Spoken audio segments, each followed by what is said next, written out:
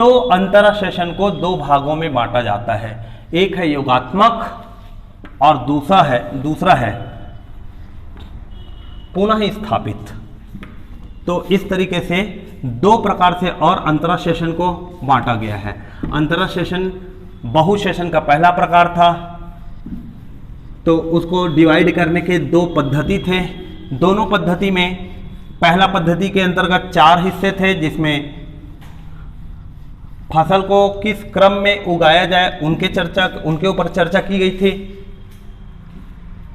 हम अभी जो टॉपिक पढ़ रहे थे वो था बहु सेशन। बहु सेशन के 4 भाग थे, अंतरा, मिश्रित, सतत एवं अनुपद। अंतरा सेशन के फिर से 2 भाग होते हैं, 2 तरीके से इनको बांटा जाता है। पहला जो तरीका होता है पद्धति के आधार पर और दूसरा होता है प्रतिशत के आधार पर। पद्धति के आधार पर इसके 4 भाग होते हैं। पहला है समांतर अंतरा सेशन। दूसरा हमने क्या देखा, जब पद्धति के आधार पर बात कर रहे थे तो पहला हमने देखा था समांतर, फिर दूसरा था सहचरी, हमने इनके बारे में बात कर लिया। सहचरी के बाद था बहुस्तरीय और सिनर्जेटिक। बहुस्तरीय और चौथा था सिनर्जेटिक। ये 4 हिस्से थे। प्रतिशत के आधार पर 2 हिस्से होते हैं, पहला है योगात्मक और इसका दूसरा जो हिस्सा होता है, पहला तो हमने देखा योगात्मक को और दूसरा होता है पुनः स्थापित। पुनः स्थापित योगात्मक में क्या होता है, एक मुख्य फसल होगा, एक फसल मुख्य फसल है और दूसरा जो है गौण फसल होगा। मगर पुनः स्थापित में क्या होता है, कोई मुख्य या गौण फसल की अवधारणा नहीं होती, अवधारणा नहीं होती। बात को ध्यान देंगे। योगात्मक में क्या हो रहा है, योगात्मक में है कि ऐसा अंतरा सेशन जिसमें जमीन के खालीपन को उपयोग करने के लिए किया जाता है। मान लेते हैं कि यह खेत है, इस खेत में से पंक्तिबद्ध क्या कर दिया गया, इस तरीके से पंक्तिबद्ध करके गन्ने की फसल उपजा ली गई। अब इनके बीच में जो जगह खाली है, इस खाली जगह का क्या उपयोग किया जाए, तो जिसमें गन्ना उपजाया गया वो हो गया मुख्य फसल। अब इनके बीच के जो खाली स्थान है, ये यहां से लेकर यहां तक का ये जो वैकेंट स्पेस है, इस वैकेंट स्पेस के बीच में एक और क्यारी लगाकर फसल ले लिया गया। ये बीच वाली स्थान है, यहां भी एक फसल ले लिया गया। ये जो मिडिल पार्ट है इसमें भी एक फसल ले लिया गया। इधर का भी जो हिस्सा है मिडिल पार्ट, इसमें भी एक फसल ले लिया गया। तो यहां जो देखेंगे कि ये जो क्यारी वाले हिस्से, इसमें हमने क्या किया, आलू उपजा लिया और ये जो सॉलिड वाला हिस्सा है इसमें हमने गन्ने की क्या कर ली, गन्ना की फसल ले लिया, एक उदाहरण के तौर पे। तो ये योगात्मक कहलाता है। तो योगात्मक में क्या होता है, खाली भूमि का अधिकतम उपयोग करने के लिए इस प्रकार की पद्धति को यूज किया जाता है कि एक मुख्य फसल को जब हम क्यारी के रूप में या सीरीज में इस प्रकार से पंक्तिबद्ध रूप से जब हम लगाते हैं, गन्ने की खेती मोस्टली इसी तरीके से होती है, तो 2 क्यारी के बीच का जो वैकेंट स्पेस है, बीच का खाली जगह रहता है, उसमें भी एक इस प्रकार से क्या कर लिया जाता है, अलग अलग क्यारी बना दी जाती है बीच बीच में, और उन दोनों के बीच में क्या कर दिया जाता है, आलू की फसल ले ली जाते हैं। सामान्यतः इनके बीच में जो गैप रखा जाता है वो 90 सेंटीमीटर का रखा जाता है। अर्थात जैसे 2 गन्ने की फसल है तो उनके बीच में 90 सेंटीमीटर का गैप हुआ, 2 आलू की फसल है तो उनके मध्य में भी क्या हो गया, 90 सेंटीमीटर का गैप हो गया। और गन्ना और आलू के बीच में कितने का गैप हो गया, 45 सेंटीमीटर का। ये सफिशिएंट गैप रहता है जिससे कि उन दोनों फसल को प्रॉपर वे पर सनलाइट मिल जाता है, सही तरीके से उनको पानी की आपूर्ति कर दी जाती है। और कैसे पानी की आपूर्ति करते हैं इसके हम सिंचाई पद्धति में पढ़ेंगे आगे आने वाले चैप्टर्स में। तो ये इस प्रकार से ये जो है ये योगात्मक अंतरा सेशन कहलाता है। योगात्मक अंतरा सेशन पे मूल रूप से इसका जो उद्देश्य है कि खाली जगह का उपयोग करना। हमारे देश में सर्वाधिक उपयोग होता है ये तरीका, सर्वाधिक उपयोग हो रहा है हमारे देश में यह पद्धति। पुनः स्थापित में क्या होता है कि कोई भी जो अंतरा फसल है, अर्थात जैसे दो फसल को हम लोग ले रहे हैं तो पहला फसल है दूसरा फसल है, तो दोनों को हमने घटक फसल बोल दिया या कंपोनेंट क्रॉप बोल दिया। तो दोनों जो कंपोनेंट क्रॉप है या घटक फसल है, इनमें से कोई भी मुख्य या कोई भी गौण नहीं रहता है। इसको ऐसे तरीके से इसकी खेती करते हैं कि दोनों के प्रति हेक्टेयर संख्या शुद्ध फसल संख्या से क्या हो, कम रहती है। इसमें इस प्रकार से बात की जाती है, इसको जो पुनः स्थापित जो बात होती है यह अनुपात पर आधारित रहता है। जैसे गेहूं और सरसों की बात करते हैं, गेहूं प्लस सरसों, तो इनका अनुपात होता है 9:1। तो जब फील्ड में क्या किया जाता है, पुनः स्थापित जब किया जाता है तो क्या है, 9 रो पर गेहूं लगा दिया गया, 1 2 3 4 5 6 7 8 9, इस तरीके से 9 रो पर, ये पहला रो है, पहला दूसरा तीसरा चौथा पांचवा छठवां सातवां आठवां नौवां, 9 रो गेहूं का, 9 रो के गेहूं के बाद में 1 रो सरसों का लगा दिया गया, पुनः फिर से 9 रो गेहूं का लगा दिया गया इस प्रकार से, और 9 रो गेहूं लगाने के बाद में फिर से 1 रो पर क्या कर दिया गया, सरसों का रो लगा दिया गया। यह पुनः स्थापित पद्धति कहलाती है, जिसमें कोई भी मुख्य या कोई भी गौण फसल नहीं है। यहां गेहूं भी मुख्य है और सरसों भी अपने आप में मुख्य है। इसमें खाली स्थान का और भी बहुत ही कम क्या किया जाता है, यूज किया जाता है। तो ये योगात्मक और पुनः स्थापित, ये क्या है, किस प्रतिशत में हम फसल को बोते हैं उनके आधार पर अंतरा सेशन को क्या किया गया है, डिवाइड किया गया। तो ये अंतरा सेशन और अंतरा सेशन से संबंधित महत्वपूर्ण बातें थी। अंतरा सेशन के बाद एक बात आती है कि अंतरा सेशन के लिए जरूरी शर्त क्या है। एक सफल अंतरा सेशन करना है, सही तरीके से अंतरा सेशन होना चाहिए, तो उसके लिए जरूरी बात क्या है। पहला है, जैसे सफल अंतरा सेशन के ऊपर जब कंडीशन पूछा जाए कि इंटरक्रॉपिंग होने के लिए नेसेसरी कंडीशन क्या होता है, तो इंटरक्रॉपिंग होने के लिए नेसेसरी जो कंडीशन है, पहला कंडीशन है कि दोनों घटक फसल में प्रतियोगिता शून्य होनी चाहिए, अर्थात पौष्टिक चीज मांग की समय धारणा एक जैसे नहीं होनी चाहिए।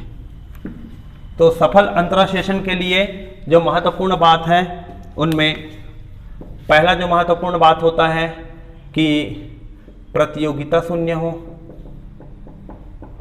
प्रतियोगिता शून्य किस चीज के लिए,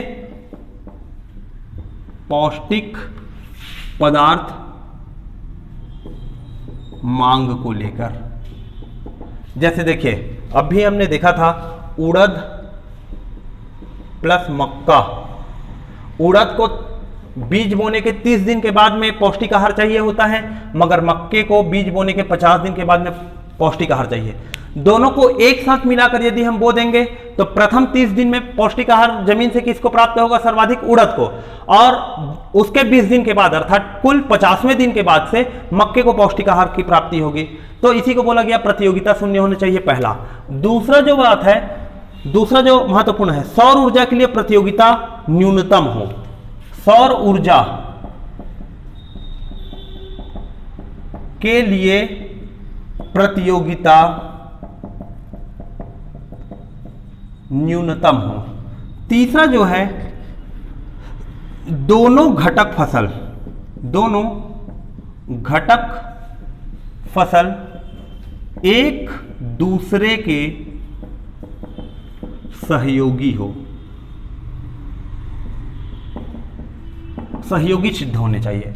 अर्थात दो फसल, जैसे उड़द के साथ हमने मक्का को क्या कर दिया, ऐड किया, तो ऐसा ना हो कि उड़द और मक्का दोनों एक दूसरे के विपरीत फसल हैं, कि उड़द से निकलने वाले कुछ विभिन्न विपरीत रसायन मक्के की फसल को प्रभावित कर रहे हैं, या मक्का से निकलने वाला रसायन उड़द की फसल को प्रभावित कर रहा है। ऐसे में अंतरा सेशन लेने का कोई अर्थ ही नहीं रह जाएगा। तो दोनों घटक फसल एक दूसरे के क्या होने चाहिए, सहयोगी होने चाहिए, इसकी बात कर रहे थे हम। तो ये 3 जो है महत्वपूर्ण लक्ष्य होने चाहिए किसी भी स्थान पर अंतरा सेशन लेने के लिए। मिश्रित सेशन के बारे में तो हमने चर्चा किया था कि मिश्रित सेशन में क्या होता है, दो या दो से अधिक फसल को एक साथ उपजाना, मगर जरूरी नहीं है कि कोई निश्चित क्रम में उसे उपजाया जाए। मिश्रित सेशन की बात कर रहे हैं, दो या दो से अधिक फसल को हम उपजाते हैं, मगर उसके लिए ना तो कोई विशेष पद्धति की हम बात करते हैं और ना ही विशेष क्रम की बात करते हैं। तो मिश्रित कृषि भी वही है, दो या दो से अधिक फसल एक साथ उगाना, मगर कोई क्रम निश्चित नहीं है। इस स्थिति में मिश्रित कृषि कहलाता है। जैसे आप देखेंगे गेहूं के साथ में सरसों के दाने को मिला के एक साथ क्या कर दिया जाता है, जैसे गेहूं है तो गेहूं के साथ में सरसों के दानों को एक साथ छिड़क दिया गया, उसमें कोई निश्चित क्रम ही नहीं है। जैसे हमने अभी योगात्मक और पुनः स्थापित में देखा था कि एक क्रम पे गन्ना, एक क्रम पे गेहूं, आलू, फिर गन्ना, फिर आलू, इस प्रकार का हमने फसल लिया था। ऐसा कोई पद्धति ही ना करके उसे क्या कर दिया गया, या सरसों की स्थिति में 9:1 में देखा था कि 9 लाइन गेहूं का था, फिर उसके बाद 1 लाइन सरसों का बोया गया, फिर 9 लाइन गेहूं का बोया गया, फिर 1 लाइन सरसों बोया गया।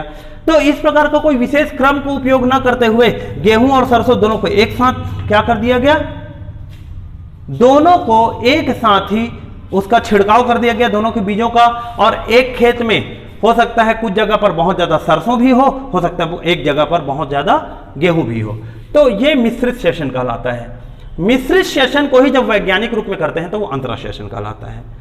ऐसे यदि देखा जाए तो मिश्रित सेशन है, मिश्रित सेशन, मिश्रित सेशन का ही आधुनिक रूप है अंतरा सेशन। अर्थात इसमें कोई घबराने वाली बात नहीं है। मिश्रित सेशन का आधुनिक रूप ही अंतरा सेशन कहलाता है। तीसरा जो आता है वो है सतत सेशन। तीसरा है सतत। सतत का मतलब है कंटिन्यूड। कंटिन्यूड सेशन में क्या होता है, इसको हम ऐसे ग्राफ से समझते हैं। एक फसल हमने बीज की बुआई की, फसल बढ़ते बढ़ते बढ़ते बढ़ते अपने मूल स्तर पर पहुंचा, पकने के बाद उसको कटाई वाली स्थिति पर लाए। तो इस स्थिति में जैसे ही वो फसल कटाई हो रही है, इस फसल की आज कटाई है तो उसके ठीक अगले ही दिन दूसरे फसल की बुआई कर दिए। ये जो स्थिति होती है, ये पहला फसल है, ये दूसरा फसल है। पहला फसल का बुआई और ये पहले फसल की कटाई। पहला फसल जैसे ही कटा, दूसरे फसल की क्या कर दी गई, बुआई कर दी गई। फिर उस दूसरे फसल की क्या की गई, कटाई की गई। अब तीसरे फसल की फिर से क्या कर दिया गया, बुआई कर दिया गया। इसको हम कंटिन्यू क्रॉपिंग कहते हैं, कंटिन्यूड क्रॉपिंग कहते हैं, यह सतत बोला जाता है इसको। तो सतत का तात्पर्य यह है कि पहले फसल की कटाई के साथ दूसरे फसल की बुआई दोनों जब एक ही समय पर हो तो ऐसे कृषि को हम क्या कहते हैं, सतत कृषि कहते हैं, या सतत सेशन के नाम से ये जाने जाते हैं। तो सेशन में क्या होता है, उदाहरण है मक्का की कटाई या तुड़ाई के तुरंत बाद आलू लगाया जाता है और आलू को खोदकर तुरंत मिर्ची को लगाते हैं। जैसे इनका उदाहरण है, पहला मक्का है, मक्का का जैसे ही कटाई होता है उसके तुरंत बाद आलू लगा दिया गया, आलू का जैसे तुरंत कटाई हुआ उसके बाद क्या लगा दिया गया, मिर्च लगा दिया गया। तो ऐसे देखोगे तो ये क्या हो गया, फसल चक्र तो हो गया, मक्का, आलू और मिर्च का। मक्का के पश्चात आलू, आलू के पश्चात मिर्च। गर्मी के सीजन में मिर्च पका, उसके तुरंत बाद फिर से मक्का लगा दिया गया, फिर आलू, फिर मिर्च। तो ये जब प्रक्रिया कंटिन्यू चलते रहता है तो इसे क्या कहा जाता है, सतत सेशन कहा जाता है। और सतत सेशन का एक ही कंडीशन है कि क्रम टूटना नहीं चाहिए।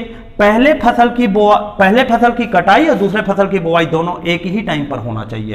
अर्थात आज यदि हमने इसकी कटाई की सुबह के समय तो शाम के समय में इसकी बुआई कर दें, या आज दिन भर में हमने कटाई की तो कल ठीक दूसरे दिन हम उसकी क्या कर देते हैं, बुआई कर देते हैं। तो ये जो है ये हम लोगों का सतत सेशन कहलाता है। पहले क्या होता था, देखो पहले के समय में 1 वर्ष का टाइम ड्यूरेशन है, 1 वर्ष का, 1 वर्ष के टाइम ड्यूरेशन में एक फसल लिया और बाकी समय पड़ता पड़ा हुआ है, ये स्थिति थी। जब सतत सेशन आया, अर्थात कम समय में ज्यादा से ज्यादा फसल लेने की बात हुई, तो क्या हुआ, 1 वर्ष का ही समय है, एक फसल लिया, उसके कटाई करने के तुरंत बाद में क्या कर लिया गया, दूसरा फसल ले लिया गया।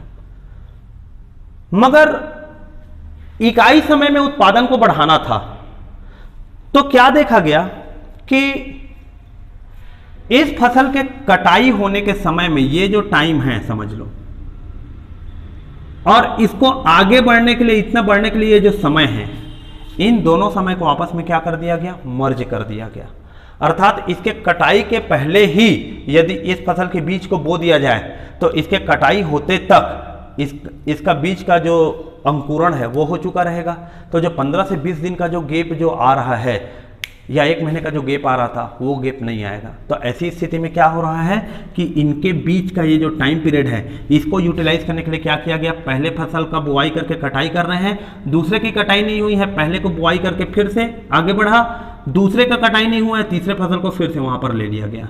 तो यहां पर क्या देखा गया, समय 1 वर्ष का था, पहले एक ही फसल लिया जा रहा था, सतत में 2 फसल लिया गया। मगर ये जो स्थिति है, ये तीसरी जो स्थिति थी कि पहला फसल लिया गया, पहले फसल की कटाई नहीं हुई है और उसके पहले ही दूसरा फसल ले लिया गया, पहले फसल की कटाई के पहले ही दूसरे फसल की बुआई कर दी गई, अब दूसरे फसल की कटाई के पहले ही तीसरे फसल की बुआई कर दी गई।